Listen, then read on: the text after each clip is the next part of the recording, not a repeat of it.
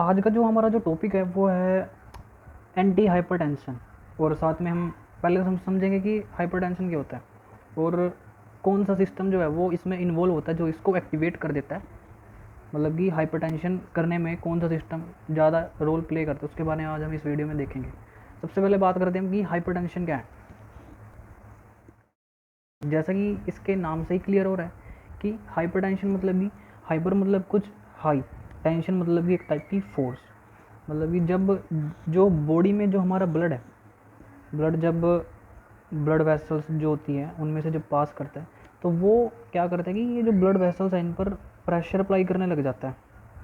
जब उसकी वॉल्यूम ज़्यादा हो जाती है ब्लड वेसल्स में, एक टाइप का पाइप ही होता है, जब ब्लड जो है वो हमारी ब्लड वेसल्स पर प्रेशर जब डालने लग जाता है तब ब्लड प्रेशर जो है वो, हम उसको बोलते हैं कि ब्लड प्रेशर जो है वो हाई हो चुका है, मतलब पेशेंट जो है hypertension at present.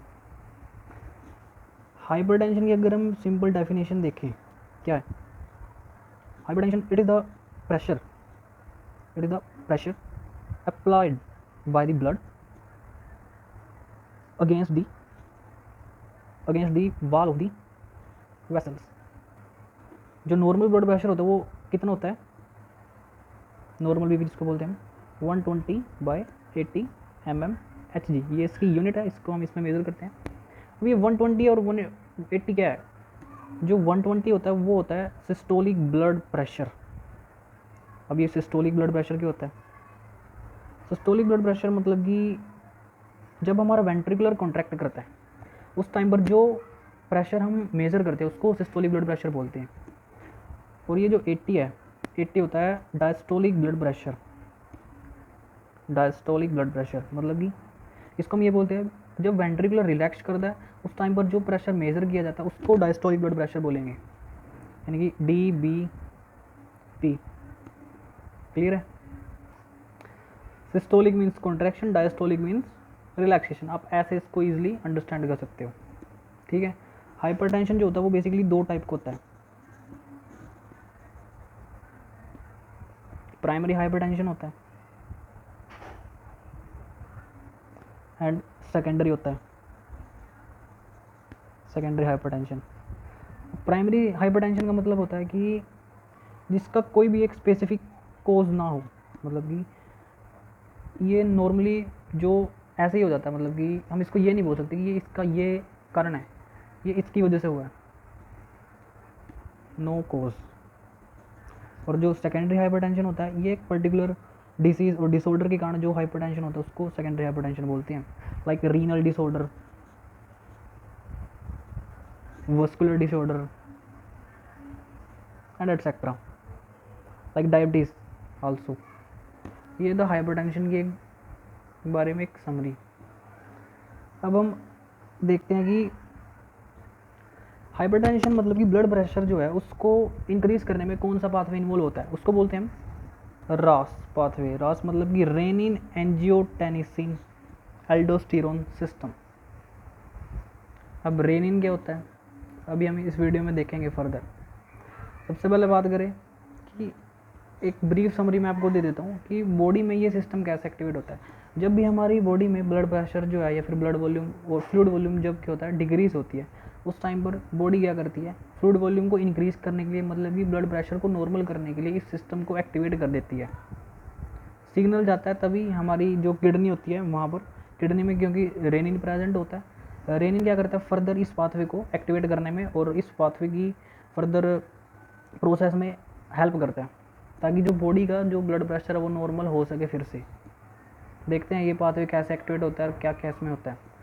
The renin angiotensin aldosterone system is primarily consumed with the regulation of the blood pressure. जैसा कि हमने बोला कि ये बेसिकली ब्लड प्रेशर को रेगुलेट करने में इन्वॉल्व होता है। एंड अब ये रेनिन सिस्टम जो है ये कैसे एक्टिवेट होता है, initiation of the renin angiotensin aldosterone system is done by the secretion of the renin from the JG apparatus of the kidney. JG मतलब कि juxta glomerulus apparatus of the kidney nephrons in response to the decreased flow rate of the pure urine in the distal tubules of the nephron। मतलब कि जैसे मैंने आपको पहले बताया कि जब बॉडी में ब्लड वॉल्यूम या फिर जो फ्लूइड वॉल्यूम डिक्रीज हो जाती है तब बॉडी क्या करती है, किडनी के पास सिग्नल जाता है, वहाँ पर जो जेजी सेल्स होता है ये जक्स्टा ग्लोमेरुलर apparatus यहाँ से रेनिन रिलीज करते हैं, रेनिन को जो फर्दर पाथवे में इन्वॉल्व होएगा। Due to decrease BP in the glomerulus of the nephron and following decrease GFR. वही है जो भी हमने बोला है कि जीएफआर जब डिक्रीज हो जाती है तब बॉडी क्या करती है, उसको नॉर्मल करने के लिए एक्टिवेट कर देती है रास पाथवे को। कैसे ये एक्टिवेट होता है? सपोज ये हमारी किडनी है, किडनी में होते हैं जेजी सेल्स। ये क्या करते हैं, ये रेनिन को रिलीज करेंगे यहाँ से। रेनिन इन्होंने रिलीज कर दिया, रेनिन जाएगा एंजियोटेंसिनोजन के पास। एंजियोटेंसिनोजन सिक्रीट किया जाता है हमारे लीवर के थ्रू। लीवर रिस्पॉन्सिबल होता है एंजियोटेंसिनोजन के सिक्रीशन के लिए। रेनिन क्या करता है, इस एंजियोटेंसिनोजन को एंजियोटेंसिनोजिन फर्स्ट में कन्वर्ट कर देता है रेनिन। फर्दर जो एंजियोटेंसिन फर्स्ट होता है ये क्या करेगा, ये कन्वर्ट हो जाता है एंजियोटेंसिन सेकंड के अंदर with the help of ACE enzyme. S क्या होता है, एस होता है एक एंजियोटेंसिन कन्वर्टिंग एंजाइम बोलते हैं इसको, एंजियोटेंसिन कन्वर्टिंग एंजाइम। फर्दर जो एंजियोटेंसिन सेकंड होता है वो एल्डोस्टेरोन में कन्वर्ट होता है, और जो एल्डोस्टेरोन होता है वो टारगेट सेल पर एक्टिवेट करेगा, मतलब एक्ट करेगा, और वहाँ से फर्दर जो इनका मेन काम होता है वो ये परफॉर्म करते हैं। ठीक है, अब आपको इसमें बेसिकली 3 जो मेन काम है इंपॉर्टेंट वो आपको याद रखने हैं जो इस पाथवे के मेन फंक्शन है। फर्स्ट क्या होता है कि जब ये पाथवे एक्टिवेट हो जाता है तो उसका जो फाइनल रिजल्ट है वो क्या होता है, सबसे पहले ये क्या करेंगे, सोडियम के रीअब्जॉर्प्शन को इंक्रीज़ कर देंगे।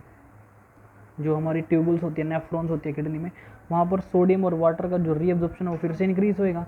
वो इंक्रीज़ होने का मतलब क्या है कि बॉडी में वो जो वाटर है वो बाहर नहीं जाएगा और वाटर फिर से बॉडी के अंदर रहेगा, जिसके कारण जो बॉडी की जो वॉल्यूम है, मतलब फ्लूइड वॉल्यूम, वो इंक्रीज़ हो जाती है और फर्दर बीपी जो है वो नॉर्मल हो जाता है। ठीक है, सेकंड वर्क होता है इनका पोटेशियम की एक्सक्रीशन। पोटेशियम जो उसको एक्सक्रीट कर देते हैं हमारी बॉडी से। ठीक है, फिर होता है फ्लूइड रिटेंशन, जैसा कि बात हमने ऊपर की है। फ्लूइड रिटेंशन नॉर्मल है तो पता ही है कि ये तो होना ही है, क्योंकि बॉडी में पहले ब्लड प्रेशर कम और फ्लूइड रिटेंशन कराएंगे, मतलब फ्लूइड वहीं पर रहेगा, जिसके कारण जो बीपी है वो इंक्रीज हो जाएगा। ये इनके मेन 3 फंक्शन थे। ठीक है, अब इम्पोर्टेंट फंक्शन जैसा कि बात करते हैं कि एंजियोटेंसिन सेकंड और एल्डोस्टेरोन। अभी हमने पीछे बात की है कि ये रोल जो है वो प्ले करते हैं, लेकिन इनका एक स्पेसिफिक रोल जो है वो क्या है, लाइक एंजियोटेंसिनोजन सेकंड जो है ये स्पेसिफिक इसके रिसेप्टर होते हैं जहाँ पर ये जाके एक्ट करता है। बेसिकली 2 रिसेप्टर होते हैं, AT1 and the AT2 receptor. इन पर जाके ये काम करेगा और काम करने के बाद ये जो 4 फंक्शन मैंने लिखे हुए हैं ये क्या करता है, ये शो करता है। फर्स्ट फंक्शन क्या होता है, आर्टेरियल वैसो कंस्ट्रिक्शन। आर्टरीज को कंस्ट्रिक्ट करना, कहाँ पर, किडनी में, हार्ट में और ब्रेन में। जो आर्टरीज इनको कंस्ट्रिक्ट कर देगा, जिसके कारण बीपी जो है वो राइज हो जाता है। सेकंड फंक्शन होता है इंक्रीज सिंपैथेटिक टोन। अब बात करें अगर कि जो सिंपैथेटिक टोन मतलब कि जो सिंपैथेटिक सिस्टम होता है हमारा, जो कि हमने 4th सेमेस्टर में अच्छे से पढ़ा भी है, उस सिस्टम को एक्टिवेट कर देता है। उस सिस्टम को एक्टिवेट करने का मतलब क्या है कि बीपी को इंक्रीज़ करना, क्योंकि ये जो सिस्टम है मेनली बीपी को इंक्रीज़ करने में इन्वॉल्व होता है सिंपैथेटिक सिस्टम। जैसे ही ये एक्टिवेट हुआ बीपी जो है वो फिर से नॉर्मल होना स्टार्ट हो जाता है। Further hypertrophy and hyperplasia of cardiac smooth muscle. Hypertrophy और हाइपरप्लेशिया का मतलब क्या होता है कि जो सेल है, सेल का जो साइज है वो इंक्रीज़ हो जाना। ठीक है, ये एंजियोटेंसिनोजन सेकंड ये करता है। उसके बाद होता है एल्डोस्टेरोन की सिक्रीशन। एंजियोटेंसिन सेकंड क्या करेगा, एल्डोस्टेरोन जो उसकी सिक्रीशन कर देता है, उसकी सिक्रीशन को एनहांस करेगा। अब एल्डोस्टेरोन क्या करता है, मेनली ये मिनरलोकोर्टिकोइड एक्शन शो करता है। मिनरलोकोर्टिकोइड मतलब कि इलेक्ट्रोलाइट और जो वाटर है उसको बैलेंस करने में बॉडी में हेल्प करता है। इसका फंक्शन देख लेते हैं। Aldosterone sodium water reabsorption bye the kidney. Kidney में क्या करता है, जो सोडियम और वाटर का जो रीअब्जॉर्प्शन है वो इंक्रीज़ कर देता है, जिससे फर्दर ब्लड वॉल्यूम इंक्रीज़ हो जाती है। दूसरा, potassium secretion by the kidney and the potassium uptake by the cells of the body. Kidney के थ्रू पोटेशियम की सिक्रीशन होगी और सेल क्या करते हैं, उसको अपटेक कर लेते हैं जो पोटेशियम किडनी ने सिक्रीट किया है। थर्ड पॉइंट आता है H positive ion concentration bye the kidney. मतलब कि जो किडनी होती है, किडनी में हाइड्रोजन आयन कंसंट्रेशन, मतलब कि ये जो एसिडोसिस और जो एल्कोलोसिस का जो फिनोमिन होता है उसकी रेगुलेशन में एल्डोस्टेरोन जो है वो इंपॉर्टेंट रोल प्ले करता है। मतलब हाइड्रोजन आयन की कंसंट्रेशन को मेंटेन करता है किडनी में, जिसके कारण क्या होता है, पीएच की रेगुलेशन ये करता है। लाइक कई बार अभी हमने देखा भी होगा कि जो ब्लड होता है हमारा वो एसिडिक हो जाता है, बेसिक हो जाता है। उसके पीछे का रीज़न क्या है कि जो एल्डोस्टेरोन है वो इम्प्रॉपर फंक्शन शो करने लग जाता है। तब क्या होता है, हमारी जो यूरिन की जो पीएच होती है वो अल्टर्ड हो जाती है। ठीक है, तो ये जो है वो ये सब मेनली इंपॉर्टेंट रोल प्ले करते हैं। अब अगर हमें ये अच्छे से समझ में आ गया तो हमें एंटी हाइपरटेंसिव बढ़ने में कोई भी प्रॉब्लम नहीं होएगी। मतलब कि ये जो सिस्टम है आपको इसके फंक्शन जो है वो क्लियरली याद रखने हैं। सिंपल सी एक ब्रीफ इसका कंक्लूजन अगर देखें क्या है कि जो एंजियोटेंसिनोजन सेकंड है वो क्या करेगा, वैसोकंस्ट्रिक्शन कराएगा। वैसोकंस्ट्रिक्शन, अब जहाँ पर भी वैसोकंस्ट्रिक्शन होती है ना, दिमाग में रख लेना कि उसका मतलब है बीपी में राइज हो जाना। वैसोकंस्ट्रिक्शन हुई, बीपी में राइज हो गया। सिंपैथेटिक सिस्टम एक्टिवेट हुआ तब भी बीपी में राइज हो गया। एल्डोस्टेरोन की सिक्रीशन हुई, उसने क्या किया, सोडियम और वाटर को रीअब्सॉर्ब कराया किडनी के अंदर। फिर से जो ब्लड वॉल्यूम पहले डिक्रीज हो रही थी इस सिस्टम के एक्टिवेट होने से पहले, वो अब इस सिस्टम के एक्टिवेट होने के बाद फिर से इंक्रीज होती चली जाएगी और जो बीपी है वो नॉर्मल होता जाएगा। ठीक है, ये था नॉर्मल कंडीशन। लेकिन अगर हम बात करें हाइपरटेंशन कब होता है, हाइपरटेंशन तब होता है जब ये जो पूरा सिस्टम है ये ओवर एक्टिवेट हो जाता है। तब बॉडी का जो बीपी होता है हमारी बॉडी में, ब्लड प्रेशर, वो ज़्यादा हाई हो जाता है जब ये सिस्टम एक्टिवेट हो जाता है। तब इस सिस्टम को डाउन करने के लिए, इसको इनहिबिट करने के लिए हम डिफरेंट टाइप्स ऑफ ड्रग्स का यूज़ करते हैं। वो ड्रग जो हम यूज़ करेंगे वो कहाँ कहाँ पर एक्ट करेंगी देखते हैं। सबसे पहली जो कैटेगरी ड्रग आती है वो हम, वैसे तो हम नेक्स्ट वीडियो में बात करेंगे एंटी हाइपरटेंसिव ड्रग की, लेकिन आप इसमें आपको थोड़ा सा बता देता हूँ फिर भी। सबसे पहली ड्रग आती है रेनिन इनहिबिटर। रेनिन इनहिबिटर जो क्या काम करती है, इस रेनिन को इनहिबिट कर देती है ताकि ये एंजियोटेंसिनोजन से एंजियोटेंसिनोजन 1 जो है वो ना बना सके। Rennin inhibitor. दूसरी ड्रग आती है एस इनहिबिटर्स। एस इनहिबिटर मतलब कि जो इस एंजाइम को इनहिबिट करेगी ताकि ये इस एंजियोटेंसिन 1 को एंजियोटेंसिन 2 में कन्वर्ट ना करे। उसके बाद जो थर्ड कैटेगरी की जो ड्रग आती है वो होती है AT1 रिसेप्टर ब्लॉकर। जैसे कि अभी मैंने आपको पहले बताया कि दो टाइप के रिसेप्टर होते हैं, AT1 और AT2। इन रिसेप्टर को ब्लॉक करती है AT1 रिसेप्टर ब्लॉकर ड्रग। ठीक है, फोर्थ कैटेगरी की ड्रग आती है पोटेशियम स्पेयरिंग डायूरेटिक। कौन सी आती है, पोटेशियम स्पेयरिंग डायूरेटिक। मतलब कि वो इस एल्डोस्टेरोन जो है इसको इनहिबिट कर दिया।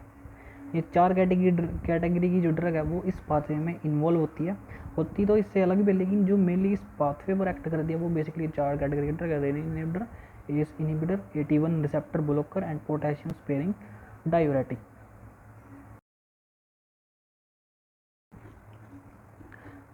Anti hypertensive drug, individual drug और उनके मैकेनिज्म, वो हम नेक्स्ट वीडियो में बात करेंगे। मैकेनिज्म में वैसे ज़्यादा कुछ है नहीं, लेकिन अगर आपने ये अच्छे से समझ लिया है तो आपके लिए बड़ी ही आसानी होगी इसको फर्दर समझना है। तो ये इस वीडियो को हम यहीं पर ख़त्म करते हैं। होप कि आप सबको ये वीडियो अच्छी लगी होगी और इस पर समझ में आया होगा। अगर फिर भी कोई क्वेरी है तो आप कमेंट करके पूछ सकते हो। Thank you.